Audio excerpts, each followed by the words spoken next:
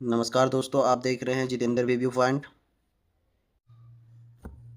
आज मैं विनोबा भावे यूनिवर्सिटी हजारीबाग के लिए इकोनॉमिक सेमेस्टर 5 के लिए मेजर 9 के लिए 20 वीवीआई सब्जेक्टिव क्वेश्चन लेकर आया हूं, जो कि सिलेबस के अकॉर्डिंग ही लिया गया है और आपके एग्ज़ाम में इसी में से क्वेश्चन आएंगे।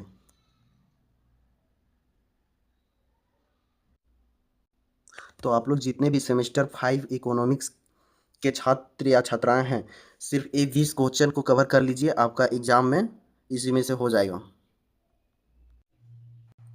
चलिए दोस्तों, बिना देरी के स्टार्ट करते हैं। क्वेश्चन नंबर फर्स्ट, इकोनोमेट्रिक्स को परिभाषित करें और इसके क्षेत्र और लक्ष्यों की चर्चा करें। यह गणितीय अर्थशास्त्र और सांख्यिकी से किस प्रकार भिन्न है। Question number two, explain the nature of the econometrics approach. What are the major steps involve in an econometrics research project और असाइनमेंट। अगर हिंदी में आप देखना चाहते हैं तो इकोनोमेट्रिक दृष्टिकोण की प्रवृत्ति को स्पष्ट करें। एक इकोनोमेट्रिक अनुसंधान परियोजना या असाइनमेंट में शामिल प्रमुख चरण क्या हैं।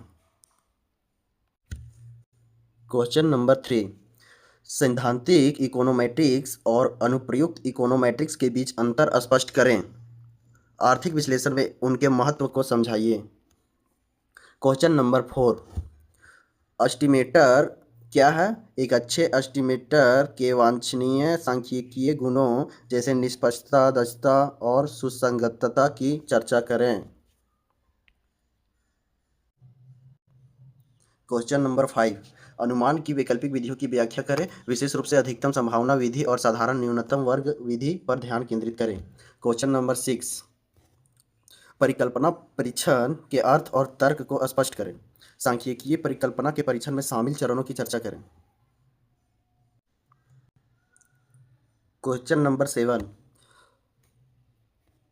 परिकल्पना परीक्षण में त्रुटियों के प्रकार, टाइप 1 और टाइप 2 त्रुटियां पर एक विस्तृत नोट लिखें और महत्व के स्तर की अवधारणा को समझाइए। अगर इंग्लिश में क्वेश्चन नंबर 7 को देखना चाहें तो right a detailed note on types of errors in hypothesis testing, type 1 and type 2 errors and explain the concept of the level of significance. Question number 8, stochastic और गैर स्टोकेस्टिक संबंधों के बीच अंतर स्पष्ट करें। इकोनोमेट्रिक मॉडलिंग में स्टोकेस्टिक डिस्टर्बेंस टर्म का होना क्यों आवश्यक है। क्वेश्चन नंबर 9, साधारण रैखिक प्रतिगमन मॉडल के तहत साधारण न्यूनतम वर्ग विधि पर आधारित मान्यताओं की व्याख्या करें।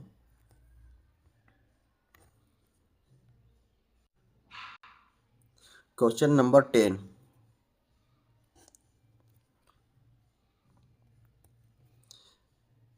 एक साधारण रैखिक प्रतिगमन मॉडल के मापदंडों के लिए साधारण न्यूनतम वर्ग एस्टिमेटर को व्युत्पन्न करें।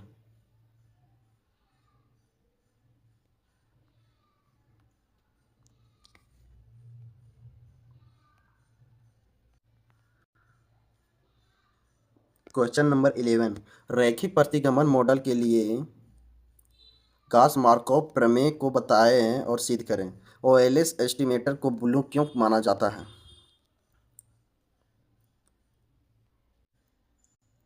Question number 12, explain the concept of analysis of variance.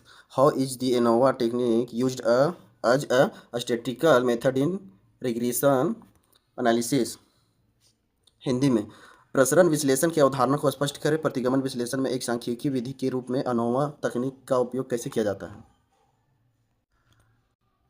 Question number 13, प्रतिगमन विश्लेषण और प्रसरण विश्लेषण की तुलना करें। उनकी समानताओं और मुख्य अंतरों को उजागर करें। Question number 14,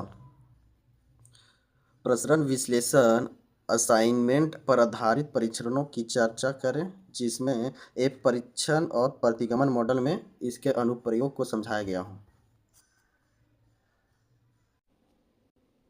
question number 15, auto कार्लिसेशन का संबंध क्या है।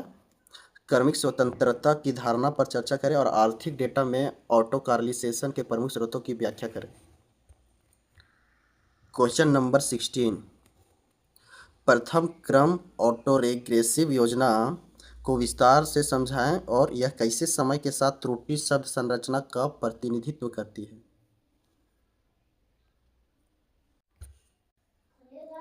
क्वेश्चन नंबर 17, OLS एस्टिमेटर पर ऑटो कार्लिसेशन के क्या परिणाम होते हैं। ऑटो कार्लिसेशन का पता लगाने के लिए उपयोग की जाने वाली विधियों जैसे डर्विन वाटसन परीक्षण की चर्चा करें। क्वेश्चन नंबर 18, क्वेश्चन नंबर 18,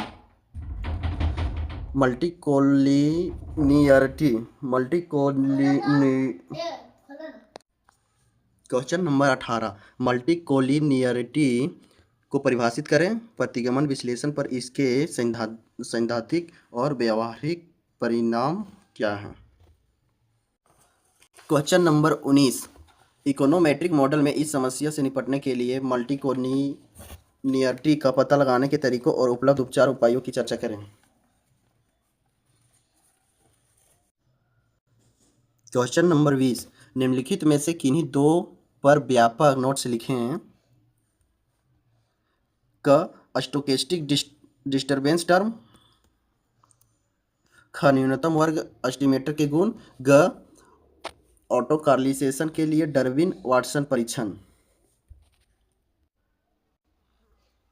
तो ये थे हमारे 20 VVI सब्जेक्टिव क्वेश्चन जो कि आपके एग्जाम में इसी में से आएंगे। अगर वीडियो अच्छा लगे तो सब्सक्राइब करना ना भूलें दोस्तों। Thank you.